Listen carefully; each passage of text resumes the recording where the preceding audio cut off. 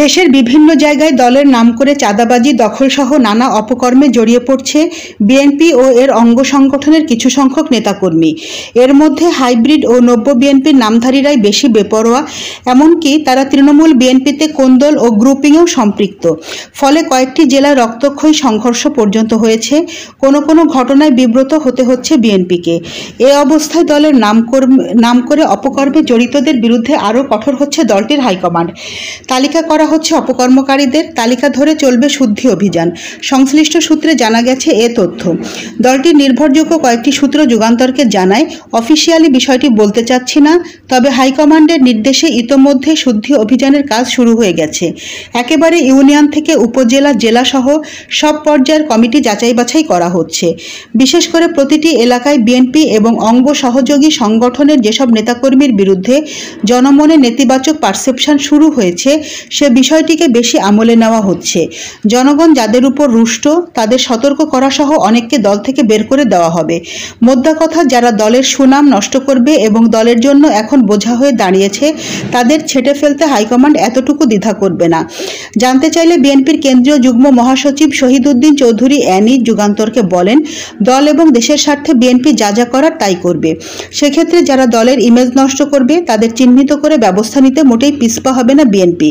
ধরে নিতে পারেন এ বিষয়ে কাজ চলছে, প্রয়োজনে তালিকা করতে হলে তাও করা হবে।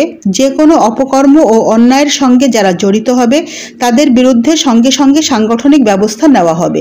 তিনি আরও বলেন, বিএনপির ভারপ্রাপ্ত চেয়ারম্যান তারেক রহমান দেশের মানুষকে আশা ও বিশ্বাসের জায়গায় নিয়ে গেছে।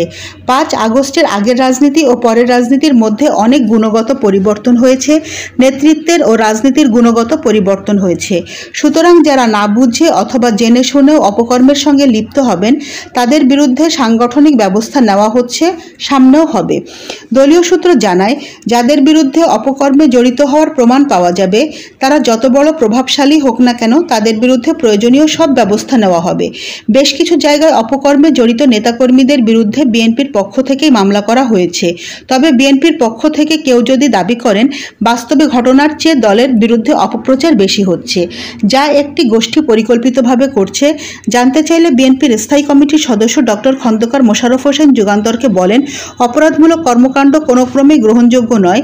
5 আগস্টের পর ভারপ্রাপ্ত চেয়ারম্যান থেকে শুরু করে আমরা সব মিটিং ও সমাবেশে বলেছি, আওয়ামী লীগ যেসব অপকর্ম করে এদেশে বদনাম করেছে, সে ধরনের কোনো কাজ বিএনপি নেতাকর্মীরা করতে পারবে না।